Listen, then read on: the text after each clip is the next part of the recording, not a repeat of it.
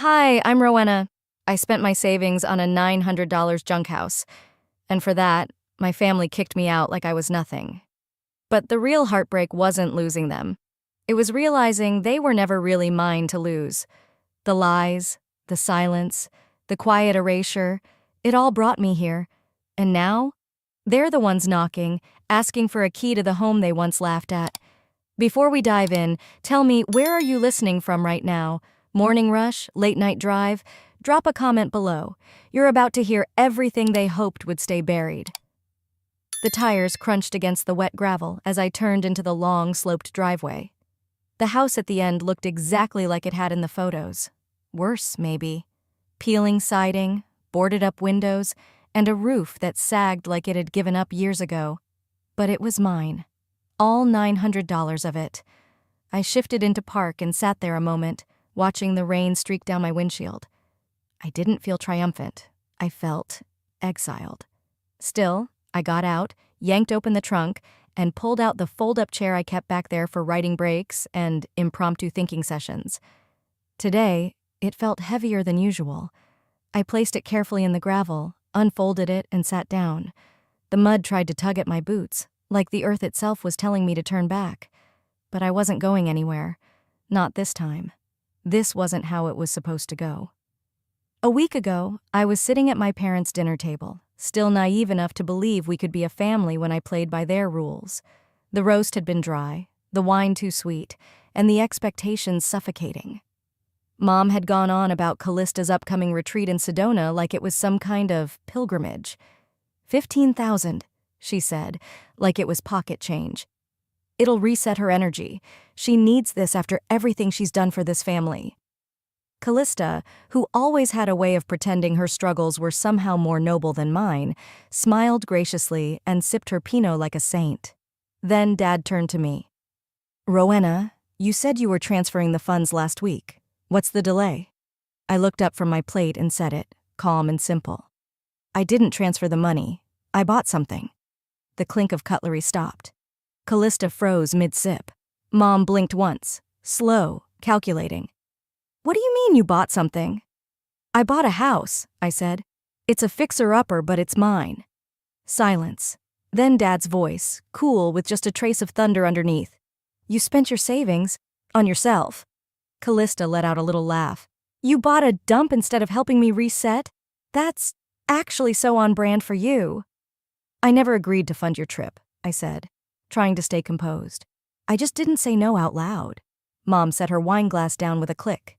You've clearly chosen poverty. Don't expect us to support your delusions. I tried to speak, but Dad raised his hand. You want to be on your own? Then be completely on your own. The next morning, my name was gone from the family group chat. Easter plans? Canceled. For me, just like that. Back in the present, I shifted in my seat. The sky above was a uniform gray, but there was no storm, just that low, heavy pressure that made your chest feel too small. The kind of weather that made everything feel like it was ending. My phone buzzed. One new message from Mom. Do not come to Easter. No love, Mom. No explanation, just erasure. I stared at the screen, thumb hovering over the delete button, then thought better of it. I folded the phone back into my coat pocket, like folding away a piece of myself I wouldn't need anymore. I sat back, letting the cold bite through the thin jacket I hadn't replaced in years. The house loomed ahead, ugly, empty, and mine. A symbol of everything I wasn't supposed to want. Freedom, control, a future that wasn't built on someone else's back. Funny thing about families like mine, if you stop serving a purpose, they stop pretending to love you. But I wasn't broken, not yet, and I hadn't come this far to crawl back. The wind kept picking up, tugging at the corners of my coat as if trying to rip away whatever dignity I had left. I stayed seated for a while longer, trying not to let my body sink into the weight of it all. Eventually, I stood and made my way inside, stepping over a broken screen door and onto creaky floorboards that groaned under my feet. Inside, it smelled of mildew and wet wood. Cold air slipped in through gaps I hadn't noticed in the photos. I grabbed the single curtain I'd brought with me, a faded blue floral print I'd kept from my college apartment, and climbed up on a rusted step stool to hang it. I tried to wedge the rod into the frame. It slid sideways, then popped out completely and crashed to the floor with a loud clang. "Typical," I muttered, rubbing my elbow where it had smacked the wall. I sank down onto the cracked linoleum floor and leaned my head back against the peeling paint, blinking up at the bare window. Then, without warning, it hit me. 16 years old. My birthday. Mom had called everyone into the living room, holding a cake with bright pink frosting and mismatched candles. Callista had helped decorate. It was sweet, really, except they'd spelled my name wrong. Happy birthday, Rowena. No double N. I was Rowena, always had been, always corrected teachers, but they'd forgotten. Or maybe they never cared enough to ask. Callista had gotten a used Volkswagen for her 16th. Dad had stood in the driveway, beaming like she'd just graduated medical school. "You deserve this, honey," he said. "All your hard work." She had a C average. I got a lopsided cake and a maybe next year when I asked about driving school. That had been the start of it, though maybe it started even earlier, and I'd just been too young to name it. I remembered Christmas photos where I was always off to the side, birthday cards signed "Love You Girls," with only Callista's name underlined. I remembered getting left behind on the Florida trip because there wasn't room in the car. I was 28. At some point you stop thinking it's forgetfulness. You realize it's a choice. I stood up and dusted my jeans off, but my hands were shaking a little. Not from cold, from memory. They never screamed at me, not once, but they erased me, slowly, softly, as if they were gently deleting a file no one really used anymore. "You're too intense," Mom used to say when I asked why no one clapped at my award ceremonies. "Let things go." But when Callista got voted best hair in high school, they framed the certificate and hung it next to the front door. I had won a statewide essay competition that same year. Dad told me not to gloat. I thought if I worked harder, they'd see me. So I kept trying, bringing home straight A's, getting scholarships, even helping Mom redesign her nonprofit's website when I was in college. They never looked. The radiator in the living room hissed to life unexpectedly, and I jumped. My body was wound so tight I could barely breathe. I moved into the kitchen and sat on the floor, back against the fridge. There were no appliances yet, no cabinets, just a box of donated tools and an unopened can of paint. I whispered, maybe they didn't forget me, maybe they chose not to see me. My phone vibrated. For a second, I thought it was another text from Mom, another deletion, but it was Aunt Corliss. "Hey, baby," her voice crackled through the speaker. "I just wanted to check in. I saw you weren't in the family group chat anymore." I laughed softly.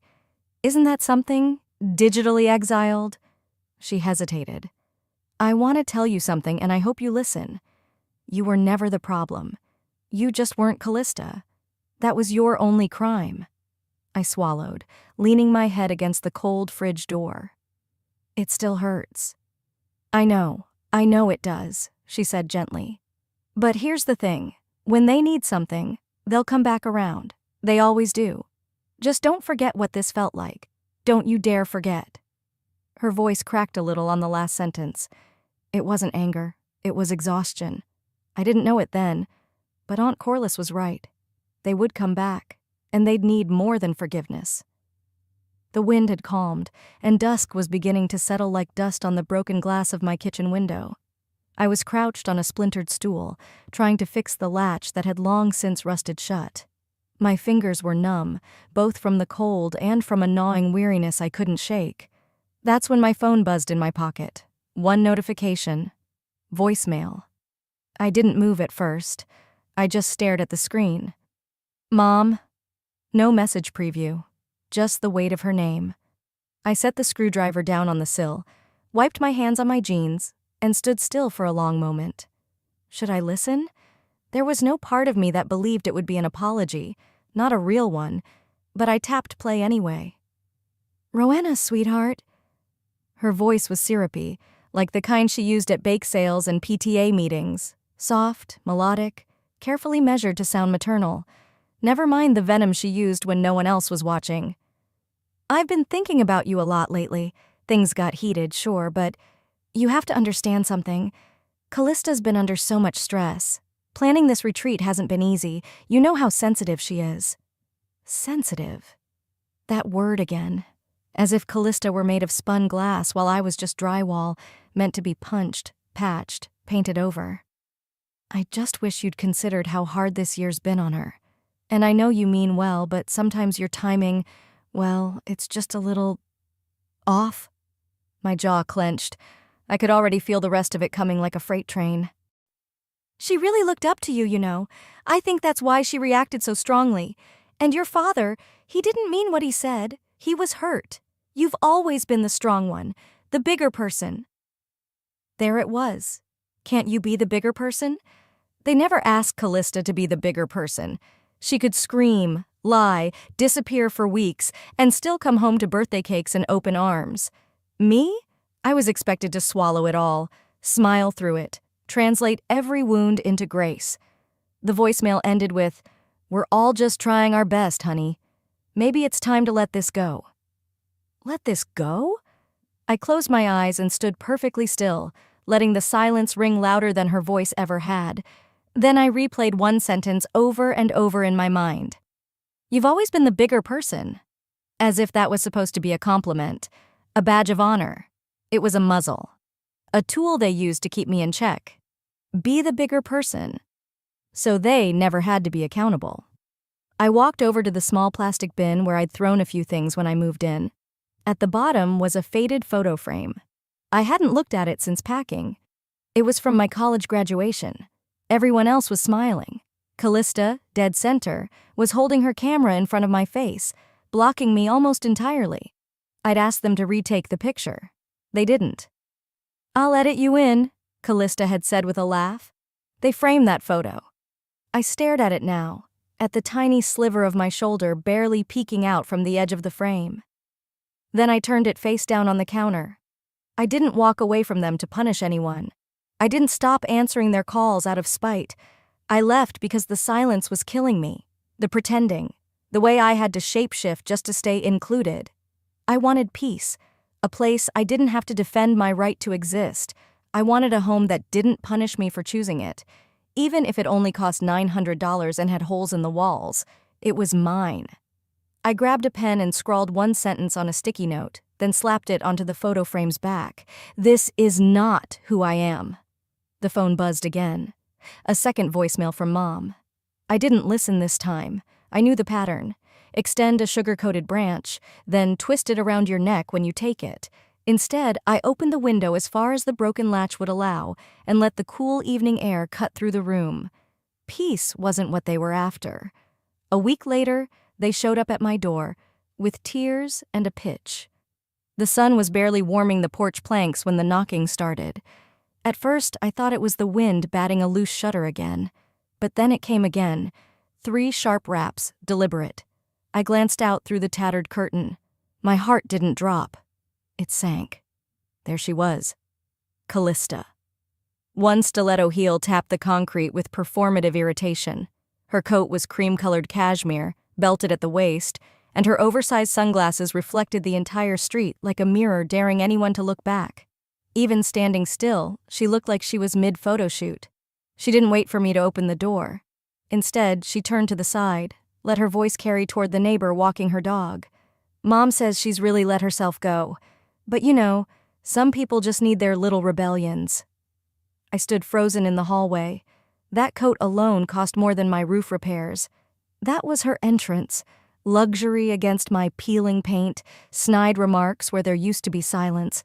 Her favorite sport, public performance under the guise of concern. I opened the door just as she turned back toward it. "Well, there she is, the homeowner," she said, stretching out the word like it was some joke. "Honestly, this neighborhood has really gone downhill. Do you get raccoons here?" I leaned against the frame, arms crossed. "Is that why you're here? To survey the wildlife?" She smirked. "No need to be defensive, Ro. I'm just trying to check in. You dropped off the grid." "You mean after you told Mom I'd gone full swamp witch?" "Yeah, I figured a little distance would do me good." Her eyes darted to the peeling shutters, the chipped railings. She clicked her tongue. "This place, it has character, I'll give you that. And mold, and a smell." Behind her, another neighbor passed by. She waved, sugar sweet. Don't mind us, just catching up, family bonding. Then she leaned in slightly and lowered her voice.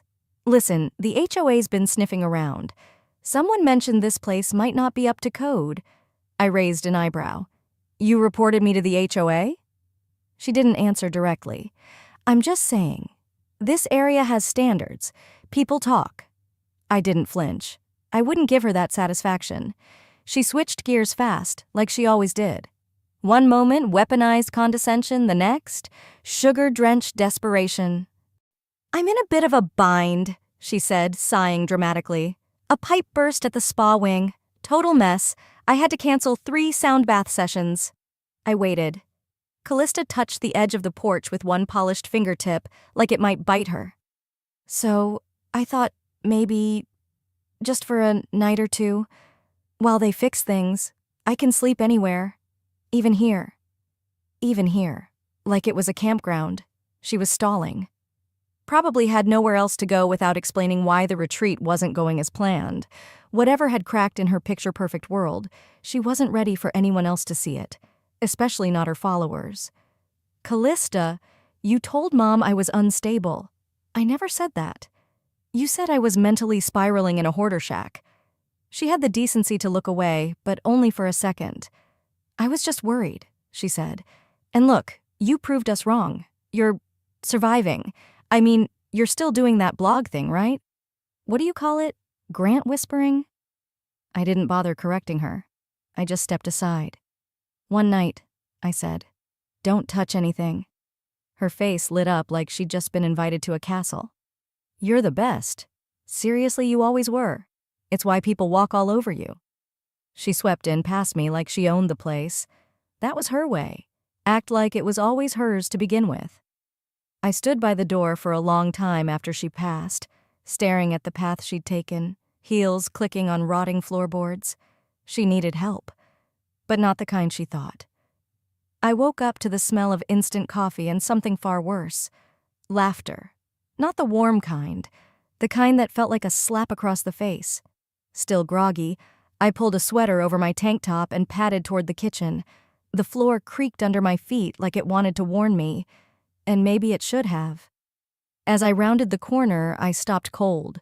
A ring light was set up by the window, its harsh white glow casting artificial glamour over a chipped counter. My stained kettle had been pushed aside, replaced by a neatly arranged setup of oat milk cartons, granola bars, and a candle that hadn't belonged to me. And in the middle of it all was Callista, full face of makeup, smiling into her phone like she was hosting a morning show. My morning, my kitchen. Say hi to my angels, she cooed into the screen. We're here doing something really meaningful today. I wanted to show you guys where my sister, bless her heart, has been living. It's a bit of a fixer, but we love a transformation, don't we? She panned the camera toward the cracked tiles, the mismatched chairs, the yellowing linoleum. I stood frozen by the doorframe, watching her turn my lived-in survival into her pity parade. This fridge hasn't worked since, like, Y2K, she joked, giving it a kick. And don't get me started on the smell. Honestly, it's giving generational trauma. The comment section buzzed on her phone. I could hear the stream of chimes from my spot. Oh my God, someone just asked if this was a shelter. Callista laughed. No, sweetie, it's my sister's house. I know, it's tragic. I stepped further in, saying nothing. She didn't notice me at first. Another comment popped up. Is that really your sister? She looks like a squatter. Callista didn't even blink. She tilted the camera toward me. Yup, she said. That's her. Look at those slippers. It's giving Great Depression chic. Something inside me snapped. I walked over, calm as stone, and yanked the phone off the tripod. The suction sound of the pop socket detaching echoed louder than her gasp. Hey, what are you doing? She shrieked. I looked straight into her perfectly contoured face. You want content? Here it is. Get out before I give them the story they actually deserve. She fumbled to grab the phone back. I didn't let her. You don't get to weaponize my life for likes, Callista. Not anymore. Her expression changed. The victim mask slid on effortlessly. Eyes wide, mouth open, breath trembling. It was Oscar-worthy. I was just trying to help, she said, voice breaking. "I thought people could donate or something. It was for you. You mocked me in my own home. You made me a joke." I handed her the phone like it was a dead thing. "You can go now." Callista sniffed theatrically, gathering her makeup bag and purse with a sweep. As she passed by, she made sure to say it loud enough for her unseen audience to hear, "This is what I get for trying to be a good sister." The door slammed shut behind her. The ring light still hummed faintly in the silence. I leaned back against the wall, hands shaking, but not from fear, from fury, from freedom. Something had clicked. They didn't get to script my life anymore. By late evening, the chaos had settled into a strange, humming silence. I sat curled on the second-hand couch, a chipped mug of black coffee warming my fingers. Outside, dusk had pulled a blanket over the mountains. Inside, my phone screen pulsed like a heartbeat, notifications exploding, each one carrying my name like a grenade. I hadn't posted anything. I hadn't said a word, but they were talking about me, tagging me, commenting, sharing. I finally opened Instagram, expecting another clip from Callista's endless healing journey montage. Instead, I found something worse. The first screenshot stopped me cold. It was a GoFundMe campaign titled, "Help My Sister Rebuild." My face plastered across the banner. I was mid-step, carrying a garbage bag, hair tied back, sweat on my brow. Another photo showed me curled up on the couch, wrapped in the same quilt Aunt Corliss had given me after the fallout. And next to it, a caption that read like a eulogy, "My baby sis has been through so much, help me give her a life she deserves." Raised, $18,340. Recipient, Callista Vale withdrawal account, Callista's business PayPal. I didn't even finish scrolling before the blood rushed to my ears. She had turned me into a charity case and monetized it. I stood up, pacing the small room like a caged animal. My hand trembled around the phone. I clicked into the comments section. People were showering her with praise. "You're such a good sister. The world needs more people like you." I sent $50. "I hope she gets back on her feet." I slammed the mug down on the table. It cracked. Callista hadn't mentioned it. Not once, not when she left that morning, dramatically wiping a fake tear from her cheek. Not when she posted that story of herself driving away from toxicity while soft piano music played. I opened our last text exchange. Nothing. I tried to report the fundraiser, but the platform said, "This campaign does not violate our community guidelines." Of course it didn't. She knew how to play the system, frame it just right, say just enough, always letting people assume the rest. A new story popped up on her feed. "Some people just want to stay mad. I'm doing what I can. Haters gonna hate." I stared at those words until they blurred. Then I looked back at the photos, the one with me kneeling on the porch in those old slippers. "Great Depression chic," she'd laughed.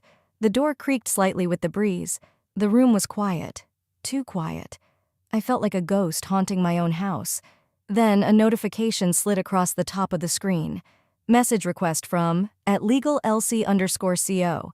"Hey, I saw the GoFundMe. You didn't authorize that, did you?" I blinked. "I'm a paralegal, Colorado Bar certified.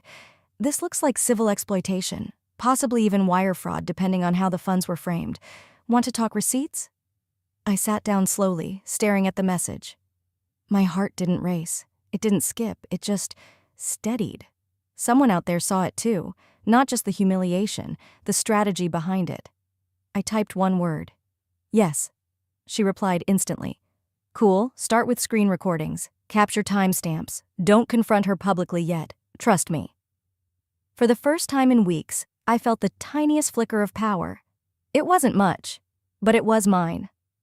I took a breath, switched my phone to Do Not Disturb, and began to document, clip by clip, screenshot by screenshot, not just to protect myself, but to dismantle the game she built, using me as the bait. The day before Callista's event, the house was strangely still. I had the windows cracked open, letting the crisp mountain air sweep through as I sat at the small kitchen table, laptop open, phone buzzing beside me. The nerves should have hit me already. 2 days ago, I would have been pacing holes in the floor. But now, there was only a focused calm tightening in my chest. Elsie's face popped up on Zoom, framed neatly by stacks of legal pads and a half-empty coffee cup. We both signed off on the final version of the cease and desist letter, her voice steady and professional even when mine wavered slightly. "Breathe, Rowena. The paperwork does the talking now," she said, flashing a small, reassuring smile. I leaned back, watching the seconds tick down to Callista's live promo event, her first big public move since the GoFundMe explosion. She had teased it for days, a special quanda for her followers, a raw, unfiltered session to set the record straight. I almost laughed. Nothing about Callista had ever been unfiltered. 10 minutes before her event went live, Elsie's courier confirmed. The envelope was in position, ready to be delivered in the middle of her broadcast. Like a storm cloud that had been gathering too long, it was time to break open. The screen on my phone flickered to life.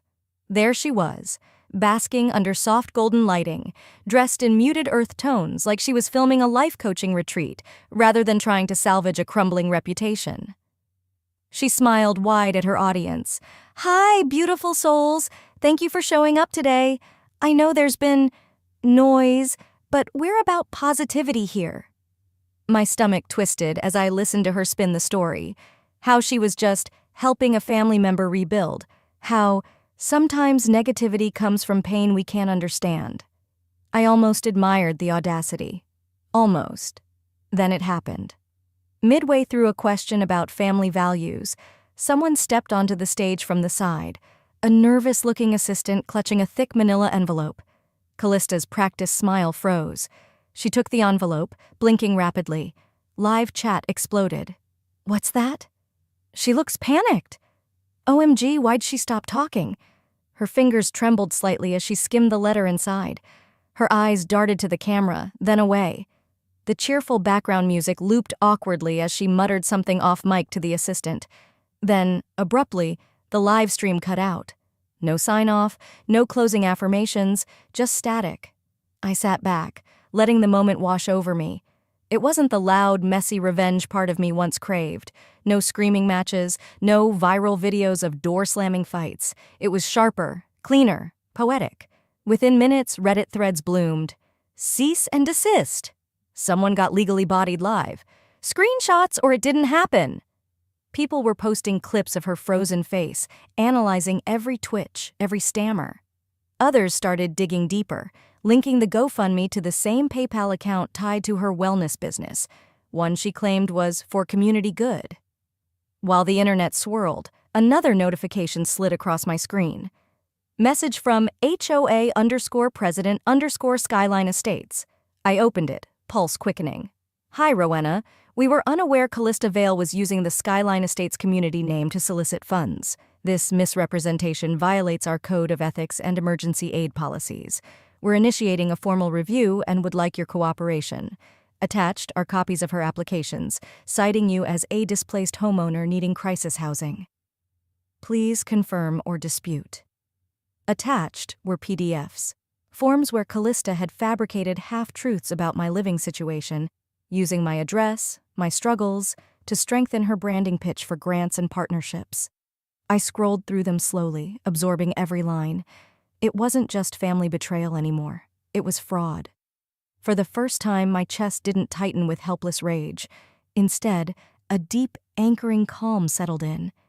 They had painted me as the broken sister clinging to survival, a prop in their stage play. But they forgot. I'm not built for pity.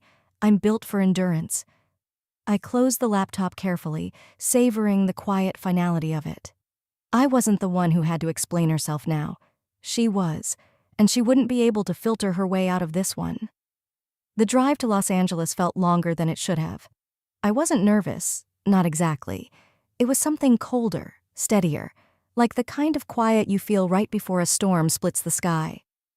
I pulled into the valet line outside the Marriott Grand Ballroom, stepping out in a simple navy dress and the old silver locket my mother once sneered at, calling it flea market trash. Tonight, it felt like armor. As I handed my keys over, I caught sight of the banners strung along the event entrance. Callista Cares, healing families, one heart at a time. The irony wasn't lost on me. I squared my shoulders and walked in. The ballroom buzzed with hundreds of attendees, influencers, journalists, minor celebrities, all decked out and angling for the best Instagram shots. Calista was already center stage, lit like a golden idol under the soft white spotlight, her laugh echoing through the space as she greeted sponsors and fans alike. I wasn't there to make a scene. I was there to watch. I found a seat near the back, unnoticed among the crowd. I blended in on purpose, watching as Calista swept from group to group, dazzling everyone with her curated charm. She wore a gown that shimmered under the lights and a smile even shinier. If you didn't know better, you'd think she was untouchable. But masks crack under pressure. After the opening remarks, a slideshow was queued up, supposedly to showcase all the community work Calista had funded through the GoFundMe campaign. The first few slides rolled by. Smiling children, thank you letters, stock images of rehab centers and soup kitchens. The audience clapped politely. Then, a flicker. A frozen frame. A screenshot popped up on the massive screen behind Calista's podium. Plain as day. A text message. Let her rot in that dump. I gave them the GoFundMe link for PR. Cry for me, baby. Another one followed. She's good for sympathy points. Keep the cameras low, show the cracks. The room fell silent. Phones shot up in the air. A low murmur grew, 1,000 tiny gasps rolling through the crowd like a gathering tide. Hashtags popped up on screens almost instantly. #LetHerRotLeaks, #CalistaExposed, #FakeCharity. Calista turned, saw the screen, and for the first time in my life, I saw her mask slip. Not crack, slip right off. She stuttered, trying to explain, trying to laugh it off. Tech glitch, sorry guys. But nobody was buying it. 1,000 judgmental eyes pinned her to the stage. I stayed seated, watching, calm as a winter lake. Then Aunt Imogene rose from her table. She had been scheduled to give a speech praising Calista's resilience and family values. Instead, she took the stage with slow, deliberate steps. She didn't even glance at Calista. She looked straight into the crowd. I was asked to speak tonight about hope, she began, voice carrying across the hushed ballroom. About rebuilding trust, about family. She paused, the weight of her words pressing on every heart in the room. And for too long, Aunt Imogene continued, voice tightening, this family has worn a mask, smiled in public, shamed in private, propped up one golden child while another was left to scrape by in silence. People shifted uncomfortably. Some put down their drinks. Some leaned in closer. I won't pretend anymore, Aunt Imogene said. Tonight I stand not with what looks pretty on a flyer, but with what is right. And with that, she stepped down from the stage, walked across the room, and without a second's hesitation, wrapped me in a firm, proud embrace. Cameras clicked, flashes popped, the silence broke, and it wasn't for Calista. I heard Callista's heels click furiously across the marble floor as she fled the ballroom, the train of her gown snagging on a chair. I didn't chase her. I didn't even watch her leave. I just closed my eyes for a second, feeling Aunt Imogene's arms around me, the first real embrace I'd felt from any family member in longer than I cared to remember. The room rippled with shifting alliances. Some people clapped, some stood awkwardly, some simply stared. I didn't gloat. I didn't smirk. I breathed. The silence I had lived inside for so many years had finally spoken back, for me, and it was louder than Calista's curated world had ever been. Morning sunlight spilled through the patched windows of my little house, painting soft rectangles across the floor. The air smelled faintly of fresh paint and cut grass, a far cry from the mold and mildew that once clung to every corner. I pulled a sweater over my pajamas and wandered into the kitchen, the wood floors cool under my bare feet. Coffee brewed quietly on the counter. Outside, I could hear the gentle laughter of neighborhood kids chalking up the walkway, their tiny voices filling the air with a kind of hope I hadn't known I'd missed. I sipped from my mug and let the peaceful silence settle around me, heavier and warmer than any blanket. A month had passed since the gala, a month since Calista's mask had crumbled in front of flashing cameras and the internet's cold, merciless memory. Sponsors fled. Apologies never came. And somehow none of it touched me the way I once feared it would. Instead, I rebuilt, board by board, moment by moment, not just this house, but the life I had convinced myself I didn't deserve. That Saturday, the neighborhood hosted a small community cleanup. I set out a folding table with lemonade and brownies and watched as people gathered, laughing, swapping gardening tips, helping each other haul branches and clear gutters. Kids scrawled bright chalk messages on the sidewalk outside my front steps. "You matter. Stronger than you know. Welcome home." I found myself smiling without hesitation, without looking over my shoulder. Around midday, as I wiped down the table, my phone buzzed. I almost ignored it. But something, a stubborn little nudge inside me, made me check. It was a text. From Callista. "Hey, things have been rough.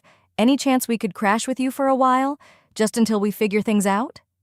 No apology, no acknowledgement, just a casual expectation that after everything, I would once again hand over what little I had built. I stared at the screen, letting the absurdity wash over me. The girl who once laughed about my junkyard shack now wanted a roof under her head. I placed the phone down carefully next to the lemonade pitcher. I didn't respond immediately. I didn't fume or pace or draft angry messages I'd never send.